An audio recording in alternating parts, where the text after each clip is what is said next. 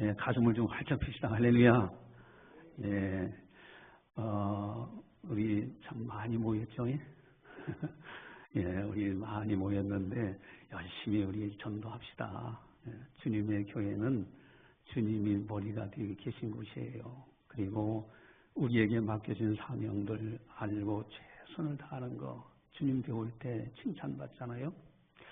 여러분, 교회 하면 어떤 생각이 듭니까? 단순한 곳이 아니에요. 많은 사람들은 여기 가도 교회, 저기 가도 교회, 엎어지면 코달 때가 다 교회들만 있습니다. 그런 사람들도 있어요. 그런데 이 교회는요, 영적으로 보면은 엄청난 곳이.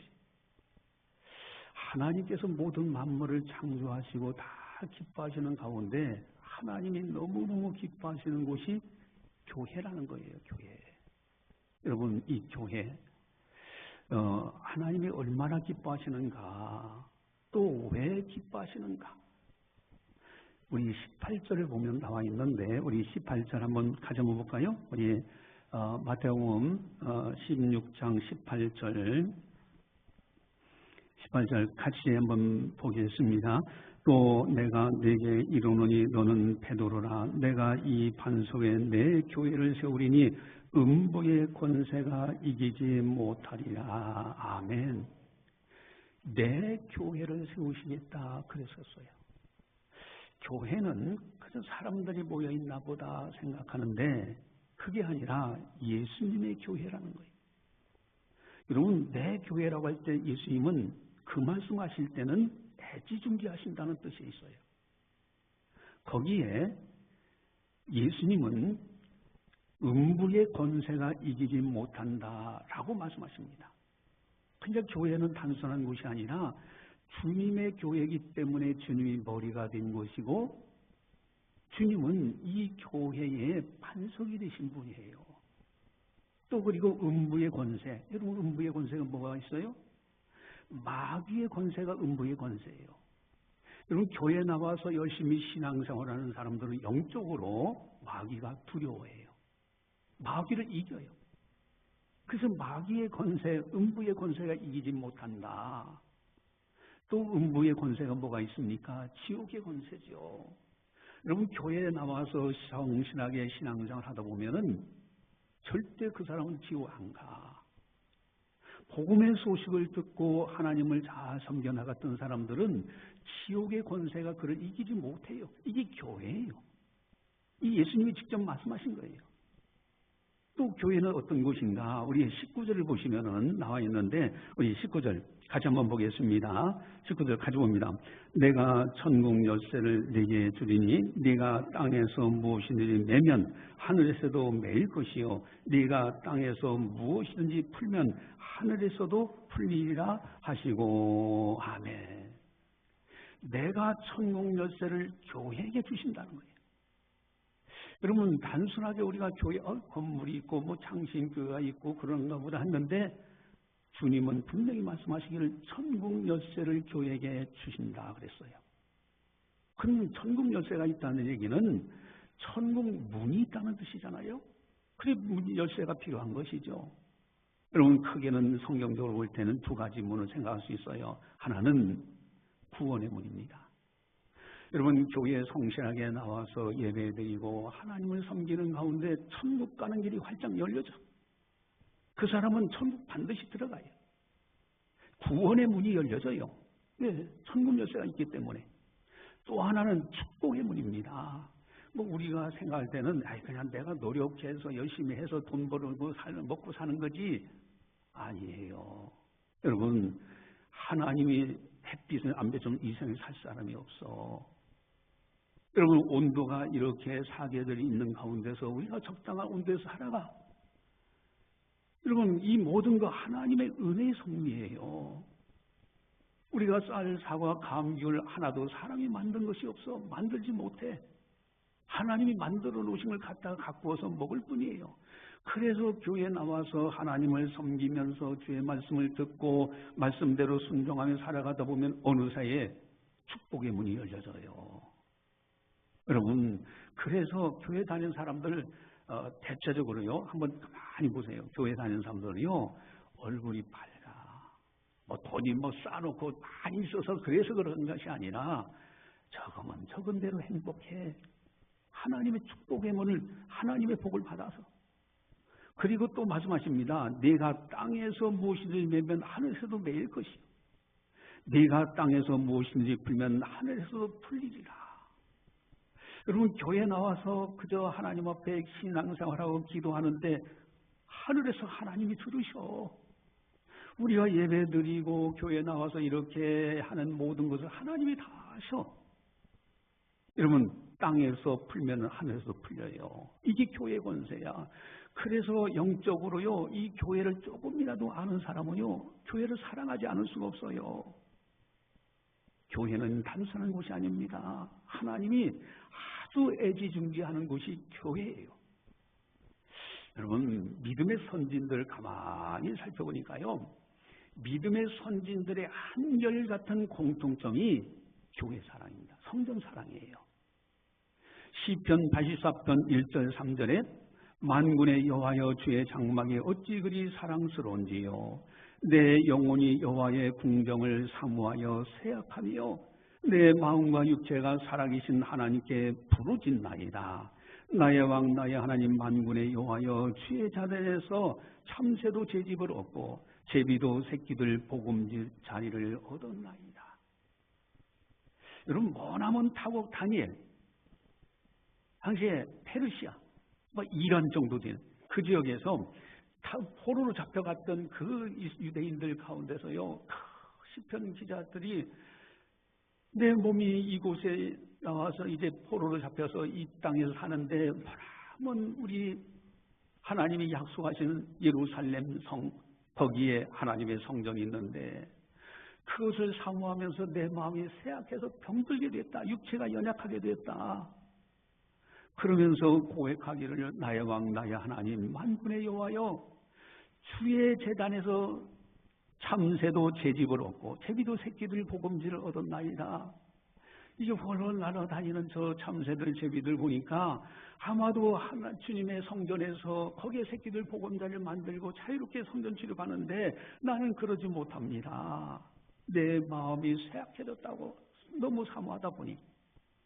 또 그리고 4절에서는요, 시편 84편 4절에 주의 집에 사는 자들은 복이 있나니 그들이 항상 주를 찬송하리다. 여러분, 주의 전에 나와서 예배드리고 이것이요 얼마나 귀한 복인지 몰라요. 항상 주를 찬송하며 산다.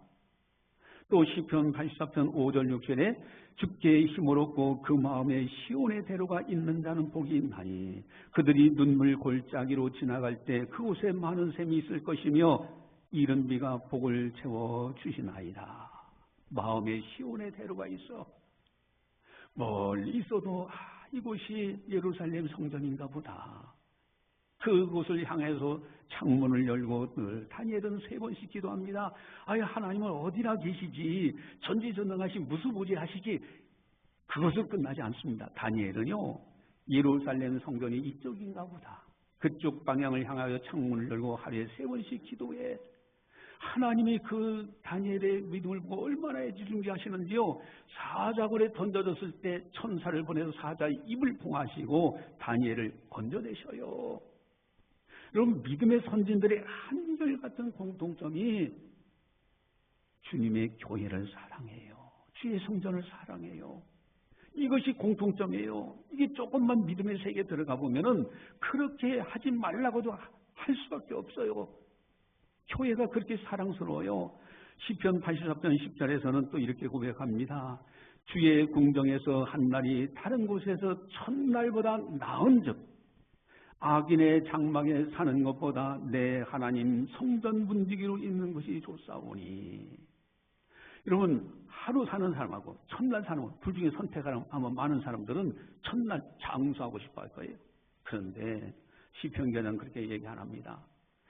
악인 다른 곳에서 1000날을 사는 것보다 하나님의 성전에서 궁정에서 하루를 살더라도 그게 더 중요하다. 더 귀하다. 그러면서 악인의 장막에 사는 것보다도 좋은 태굴 같은 아파트, 요즘 아파트 값이 많이 뛰었는가요? 어쨌든 좋은 집에서 사는 것보다도 내 하나님 성전에 문지기로 서 있는 것이 더 낫다. 여러분, 성전 문지기 얼마나 다리 아파요. 그런데 악인의 장막에서 편안하게 물질 문명 누리며 사는 것보다도 차라리 내 하나님 성전에서 문지기로 봉사하는 것이, 그것이 가장 좋다고. 여러분, 믿음의 선진들 한번 성경을 쭉 읽어보세요. 한결같이 교회 사랑입니다. 성전 사랑이에요. 여러분, 우리들도 교회를 사랑해야 됩니다. 하나님을 경외하는 사람들, 하나님을 공경하고 높여드리는 사람들은 한결같이 공통점이 교회 사랑입니다. 그런데 문제가 있어요. 교회에는요, 두 종류가 있어요. 이 신학적으로 아주 중요한 부분인데, 두 종류의 교회가 있는데, 하나는 눈에 보이는 교회가 있고, 또 하나는 눈에 보이지 않는 교회가 있어요. 이 두 종류예요. 여러분, 눈에 보이는 교회는 여기도, 저 위에도 교회가 있고요. 기분 나쁘면 저쪽 교회에 가면 돼. 또 기분 나쁘면 저쪽 교회로 가. 눈에 보이는 교회는요, 세상에 많이 있어요. 그런 한 종류가 있고, 눈에 보이지 않는 교회가 있는데, 그거는 전 우주적으로 딱 하나입니다. 이것이 바로 주님의 교회예요. 보이지 않는 교회는 우주에 딱 하나입니다. 그래서 신학적으로 아주 중요한 것이, 보이는 교회에 등록이 돼서 이론이 되는 거 대단히 중요하지만은, 보이지 않는 우주적인 교회, 주님의 교회 반드시 이론이 돼야 된다. 여러분, 이게 중요한 거예요. 보이지 않는 교회의 이론이 되면서 보이는 교회에서, 보이는 장신교에서 열심히 충성하는 거예요. 이것이 아름다운 모습입니다. 여러분, 우리 장신교에 등록한 분들은, 정말 우리 교회 다니는 분들은요, 소수가 나오시더라도 정말 보이지 않는 교회의 일원이 되고, 그 보이지 않는 교회에서 기둥과 같이 일을 해야 되고요, 보이는 교회에서 동시에 또 하나님의 일을 잘 감당하는 거예요. 이것이 대단히 중요합니다. 주여 주여 하는 자마다 다 천국에 들어가는 것이 아니라고 했어요. 내가 주의 이름으로 선지자 노릇했습니다. 주의 이름으로 귀신도 쫓아냈습니다. 주의 이름으로 능력도 행했습니다. 나는 너를 도무지 알지 못하노니 불법을 행하는 자들아 내게서 떠나가라.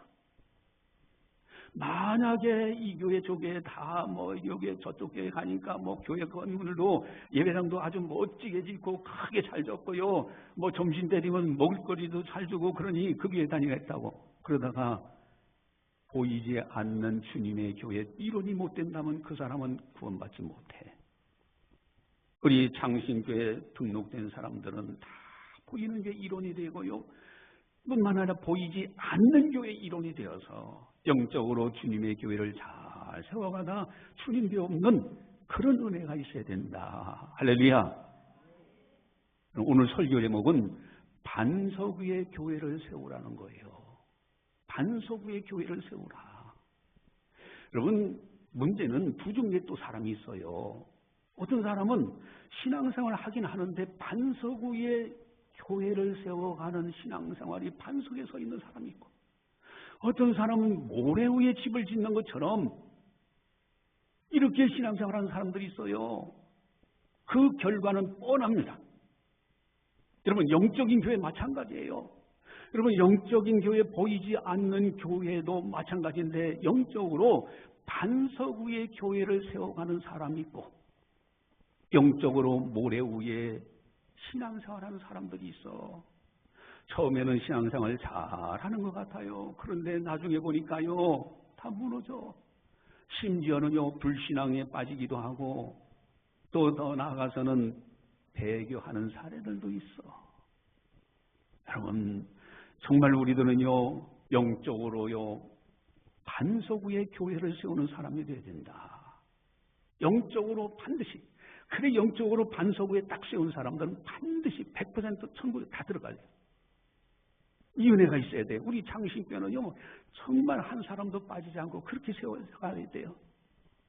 과연 나는 어떤 교회를 세우기를 원하는가? 우리들은 영적으로 반석에 교회를 세우는 사람이 되는가? 아니면 보이는 사람들끼리 저 사람 뭐 직분 맡아서 뭐 일하는 거 보니까 아주 훌륭해, 신앙도 좋은 것 같아. 근데 보이지 않는 교회 이론이 못 돼. 천국에서 못 만나. 이러면 어떻게 되겠습니까? 여러분, 그렇다면 어떻게 영적으로 반석 위에 교회를 세울 수 있을까? 영적으로 반석의 교회를 세워야 되는데 어떻게 하면 될 수 있을까? 이 반석이 뭘까? 고린도전서 3장 11절에 보니까 이 닦아둔 것 위에 등이 다른 터를 닦아둘 자가 없으니 이 터는 곧 예수 그리스도라 그랬어요. 여러분, 예수님이 반석이세요. 예수님.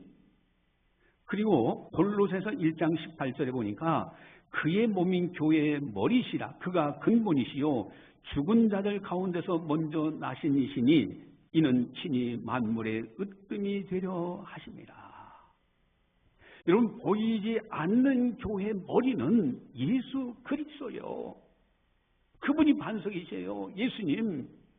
예수님이 반석 위에 영적으로 그 반석 위에 교회를 세워가는 사람은 보이지 않는 교회의 일원이 될 뿐만 아니라 보이는 교회에서도 하나님 앞에 아름다운 하나님의 사람이 되는 거예요. 그래서 에베소서 2장 20절 22절이 아주 중요한 말씀인데 여러분, 교회라고 할 때는 이런 교회가 되는 거예요. 에베소 2장 20절 22절 주보지에 나와 있습니다. 암송할 말씀이에요. 에베소서 2장 20절에서 22절 같이 보입니다. 너희는 사도들과 선지자들의 터 위에 세우심을 입은 자라. 그리스도 예수께서 친히 모퉁이돌이 되셨느니라. 그의 안에서 건물마다 서로 연결하여 주 안에서 성전이 되어가고 너희도 성령 안에서 하나님이 거하실 처소가 되기 위하여 그리스도 예수 안에서 함께 지어져 가느니라. 아멘. 여러분, 사도들과 선지자의 터라는 것은 그분들이 열심히 예수님을 가르쳐서 반석 되시는 예수님을 가르쳤어요. 그 예수님 반석 위에 이제 건물이 지어져 가는데 예수님이 친히 모퉁이돌이 되시고요. 건물마다 서로 연결되는데 벽돌이 쫙 모여가지고 건축이 되잖아요. 우리 성도님들이 다 벽돌같이 건물의 재료가 되어서 연결돼서 하나의 영적인 교회. 이것이 예수님이 반석이 된 교회. 우리 창신교회가 그런 교회, 영적인 보이지 않는 교회의 일원이 되는 거예요. 여러분, 예수님이야말로 반석이십니다. 그렇기 때문에 우리들은 오직 예수님을 살아야 돼. 여러분, 창신교회 이 좋은 장막 이렇게 예배당 건물도 하나님께서 이렇게 우리에게 예배드릴 처소를 주셨잖아요. 이곳에 오고 하는 것도 대단히 중요하지만은 반석 되시는 예수님, 오직 예수님, 그 위에 영적으로 신앙생활을, 영적인 교회를 잘 지어가면서 우주적인 교회의 일원이 되는 거, 이것이 너무너무 중요해요. 오직 예수입니다. 따라서 하겠습니다. 오직 예수. 여러분, 그렇게 신앙생활 해야 돼요. 여러분, 그런데 문제가 또 있어요. 아니, 분명히 예수님이 반석이신데 어떤 이에게는 반석이 되고 어떤 이에게는 반석이 안 돼. 이 뜻도 무슨 거냐 이거예요. 아니, 예수님이 반석이 되셔서 오직 예수로 살아야 되는데 어떤 이에게는 반석이 되고 어떤 이에게는 반석이 안 되죠. 왜 그럴까? 아주 중요한 것이 있어요. 여러분, 예수님이 누구시냐라는 질문 속에 여기에 두 종류의 사람이 있는 거예요. 이것은 신앙적인 관점이요, 신앙 고백이 중요한 거예요.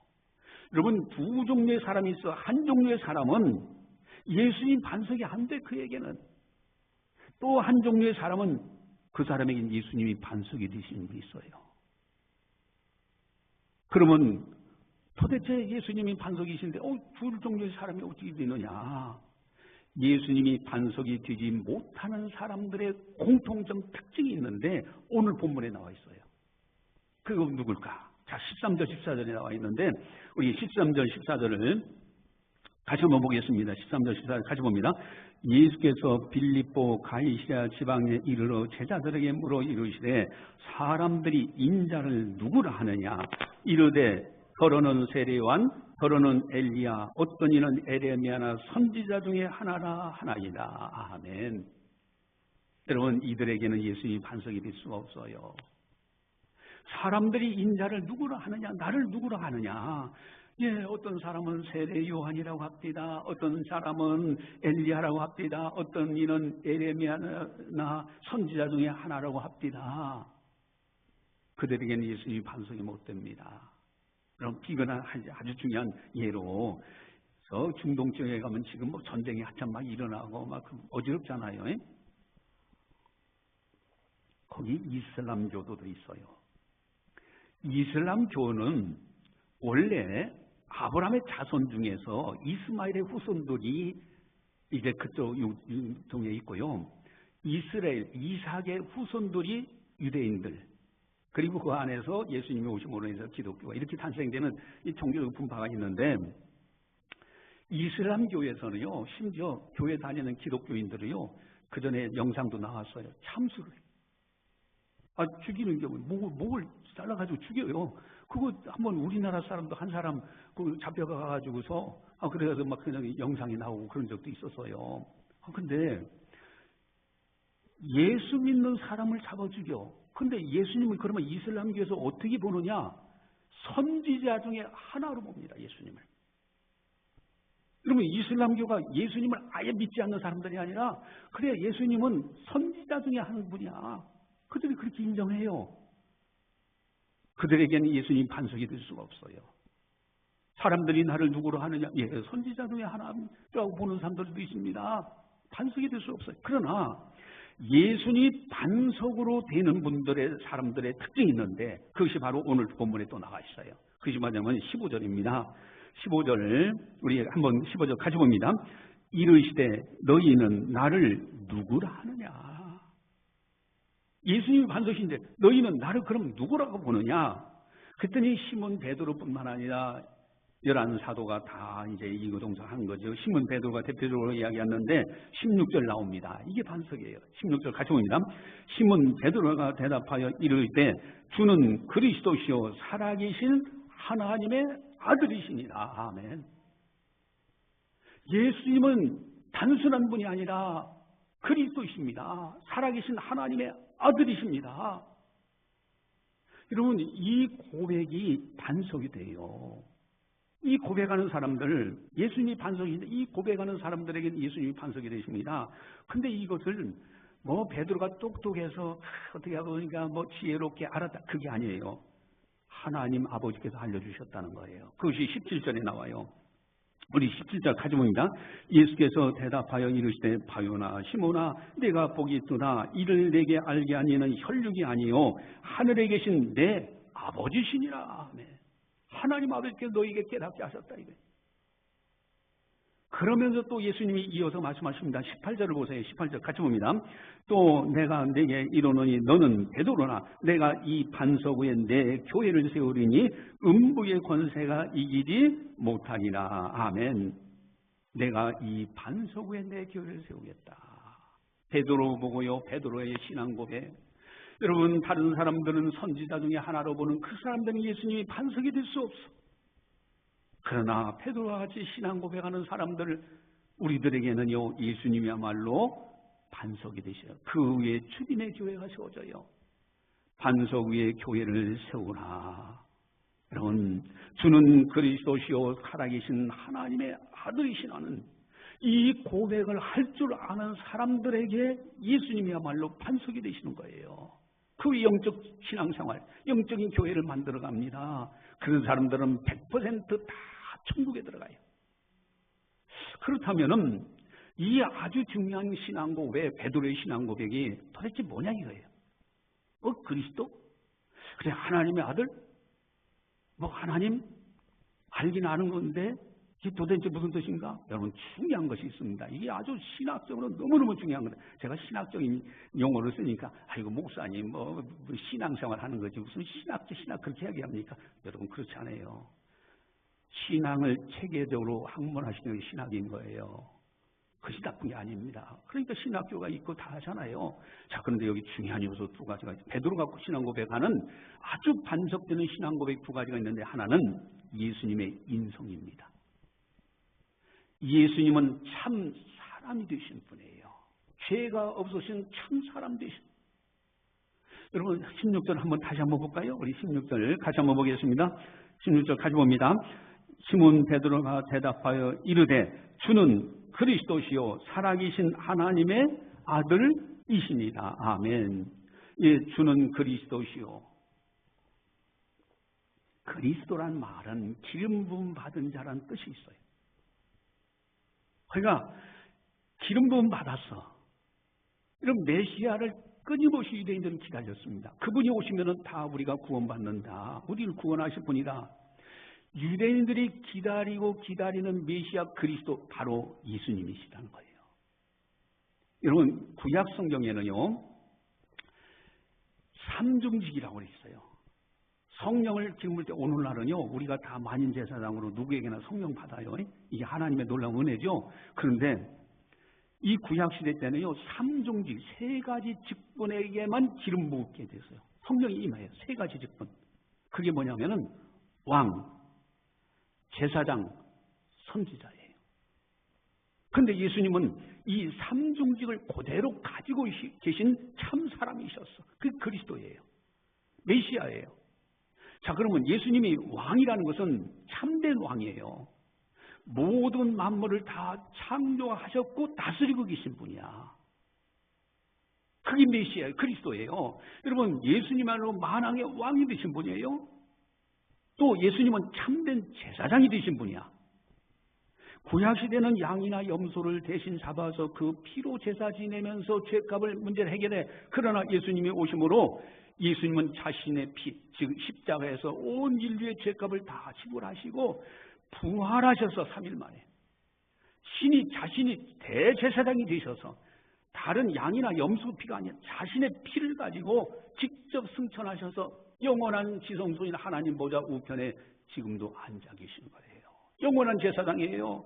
그래서 예수의 이름으로 기도하는 것마다 우리가 하나님 앞에 기도할 수가 있고 상 달리고요 응답받는 거예요. 예수님의 말로 참된 제사장이세요. 또한 왕, 제사장, 선지자가 있죠. 예수님의 말로 참된 선지자입니다. 예수님만이 하나님의 뜻과 구원의 길을 밝히 알려주시는 분이에요. 여러분 석가모니 천국 가는 길을 알지 못해요. 뭐 돌을 잡고 많이 했다고. 여러분 그분은요 죽은 다음의 세계도 정확하게 몰라. 마음의 또 공자. 여러분 정말 천국 가는 길, 지혜의 길, 참된 하나님의 뜻을, 하나님 아버지의 뜻을 밝히 보여주신 분은 그리스도 메시아만 되시는데 예수님이 왕이요 제사장이요 선지자로서 분명하게 우리에게 알려주셨어요. 여러분 그래서 예수님이 그리스도입니다. 메시아예요. 참 사람이세요. 우리 곁에 오셔서 우리를 붙들어 주시는 분이 참 사람이신, 죄가 없으신 예수 그리스도. 이 신앙 고백이 굉장히 중요합니다. 두 번째는요 예수님의 신성입니다. 예수님은 참 하나님이 되신 분이에요. 하나님의 아들이시자 곧 하나님 되신 분이에요. 우리 16절 우리 같이 한번 또 보겠습니다. 16절 같이 봅니다. 시몬 베드로가 대답하여 이르되 주는 그리스도시요 살아계신 하나님의 아들이시니이다. 아멘. 예수님의 신성이에요.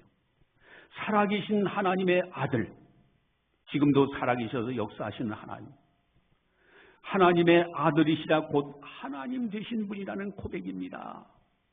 요한복음 1장 1절에 4절 보니까 태초에 말씀이 계시니라. 이 말씀이 하나님과 함께 계셨으니 이 말씀은 곧 하나님이시니라. 그가 태초에 하나님과 함께 계셨고 만물이 그로 말미암아 지은 바 되었으니 지은 것이 하나도 그가 없이는 된 것이 없느니라. 그 안에 생명이 있었으니 이 생명은 사람들의 빛이라. 예수님이 태초에 말씀으로 모든 만물을 창조하셨다는 거예요. 태초에 이 말씀이 계셨는데 이 말씀이 곧 하나님이시라. 바로 예수님이 삼일체 하나님 되셔요. 그가 없이는 된 것이 하나도 없다. 그 안에는 생명의 빛이 있었고요. 사람들의 빛이라고. 예수님만이 참 하나님의 아들이시라 하나님 되셔요. 이 신앙 고백입니다. 그래서 요한복음 10장 30절에 예수님이 그러십니다. 나와 아버지는 하나입니다. 그러니까 예수님이 하나님을 향해서 아버지, 하나님 아버지, 아버지 하니까 바리새인들, 제사장들이, 사교관들이 볼 때는 이거 신성모독이야. 그래서 요한복음 10장 33절에요. 이 바리새인들이 뭐라고 얘기하냐면 신성모독하는도다 하면서 네가 사람이 되어 자칭 하나님이로라 함이로라. 그러니까 하나님을 향해서 하나님 아버지 이렇게 하면서 하나님의 아들이라고 하니까 네가 자칭 사람이 되어서 하나님이라 하는 거 신성모독 돌로 쳐 죽여라. 그래서 이 십자가 못 박혀 죽이는 거예요. 그러나 예수님은요 하나님의 아들이세요. 삼일체 하나님 되셔요. 모든 만물을 창조하신 분이시고 예수님만이 빛이 되신 분이에요. 여러분 하나는 예수님의 인성, 하나는 예수님의 신성. 이 중요한 건데 이 두 고백이 베드로의 고백입니다. 그리스도라는 말은 참 사람이 되셨다는 거예요. 또 하나님의 아들이시라는 건 곧 하나님 되심을 얘기합니다. 여러분 예수님이 이 양성론, 그래서 이게 여기서 이단이 다 갈라져 나가요. 삼일체론을 가지고서 이단을 판별하지만은 양성론, 예수님의 양성론을 가지고도 이단 판별합니다. 여러분 여기에 적그리스도 영이 있어요. 예수님이 육체로 오신 걸 부인하는 자마다 적그리스도로 요한사도가 설명해요.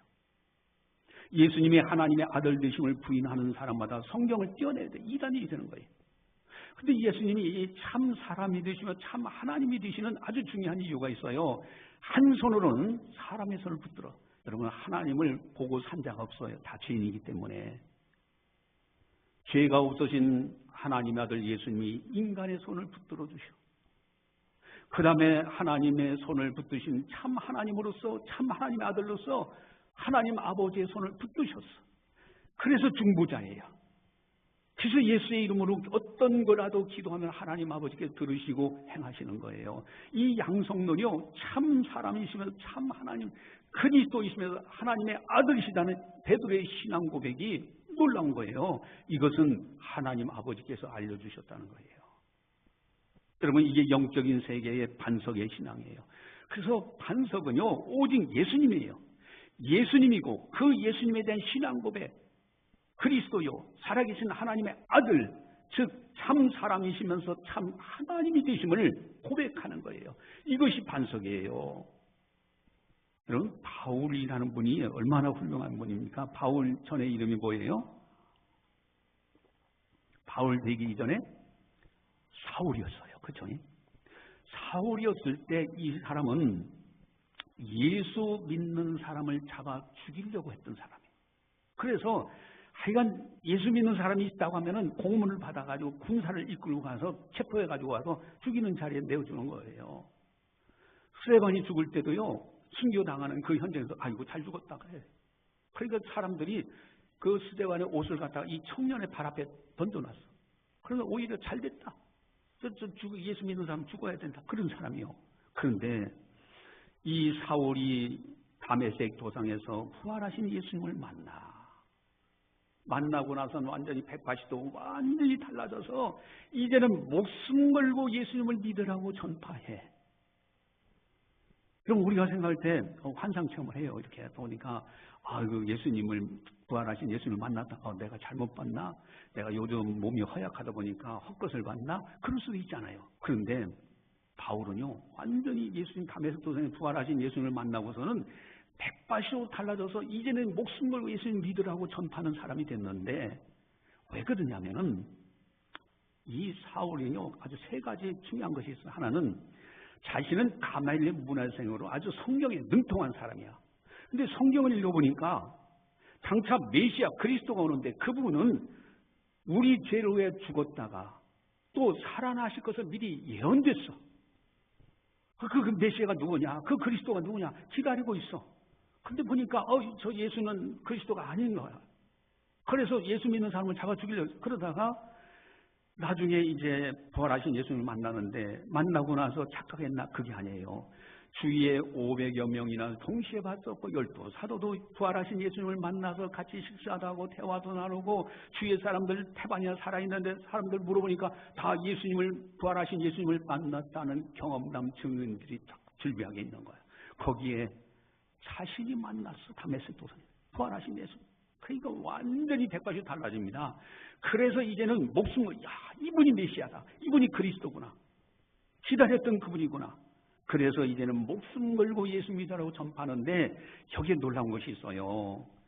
이 사울이 변화되어서 바울로 되는데 복음을 목숨 걸고 전파할 때 두 가지 핵심 전도 내용이 있어요. 그게 성경에 나와 있는데 첫째 하나는 뭐냐면은 사도행전 9장 20절에 보니까요. 즉시로 이렇게 이제 가서 눈이 이제 이렇게 멀게 되잖아요. 비늘 같은 것이 돼서 눈 멀게 된 아나니아라는 제자로부터 안수기도 받고 이 비늘이 떨어지고 보게 돼요. 그러면 이제 목숨 걸고 복음을 전하는데 첫 마디가 뭐냐면 사도행전 9장 20절에 즉시로 각 회당에서 예수가 하나님의 아들이심을 전파했다고 했어요. 그분이 하나님의 아들이다.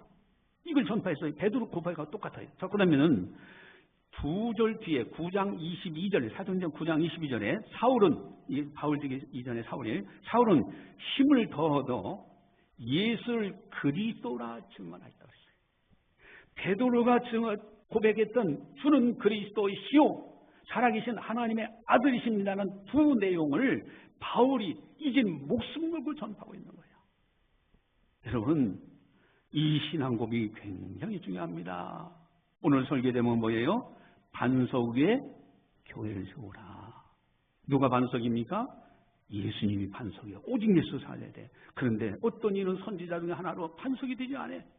그런데 제자들은 어떻습니까? 주는 그리스도시요 살아계신 하나님의 아들이시니라. 여기 반석이 이 신앙 고백의 반석입니다. 이 교회를 이후에 교회를 세워나가야 되는 거예요. 말씀을 이런 반석 위에 신앙 고백하면서 그 속에서 말씀 보고 기도하고 전도하고 오직 예수로 살아가는 거예요. 이런 사람은 우주적인 교회의 이론이 되고요. 그런 사람은 반드시 천국 들어가요. 우리 창신교회에 오는 사람들마다 다 이런 영적인 진리를 깨닫고 참 사람이신 예수님, 참 하나님 되신 예수님이라는 것을 알고 오직 예수로 살다가 주님 배운다. 얼마나 아름다운 모습인가. 그것이 바로 반석 위에 교회를 세우는 사람들의 특징입니다. 어떤 분이 있어서요. 두 사람이 시골에서 집을 짓는데 집을요. 한 사람은 그냥 이제 일반 땅을 고르게 하고 거기다 집을 오늘날 집이 콘크리트 튼튼하게 지면 옛날에는 그렇지 않지 않습니까? 나무로 이렇게 해서 집을 짓는데 멋지게 집을 졌어. 야, 저 사람 참 빨리 집을 아주 효율적으로 잘 짓는다. 사람들이 칭찬해. 그런데 한 사람은 기초를 막 그냥 땅을 파고 해가지고 돌이 나올 때, 그 바위가 나올 때 그거에다가 이제 다져가지고 집을 잘 건축했어요. 그러니까 사람들이 아니 저 사람 미련하게 왜 저렇게 그냥 그렇게까지 안 해도 되는 거 아니냐. 근데 나중에 이제 그 홍수가 나고 비바람이 쳐보니까 그냥 땅 위에 이렇게 멋지게 지은 것 같은데 멋지게 신앙생활하는 것 같은데 한순간에 싹 무너져요. 그런데 그저 기초부터 튼튼히 해서 반석에 집을 지은 사람은 흔들리긴 하지만은 그대로 서 있는 거예요. 여러분, 영적인 세계 마찬가지예요. 교회 다니면서 보이는 교회에서 막 그냥 으쌰으쌰 뭘 하는 것 같은데 나중에 보니까 예수님이 없어.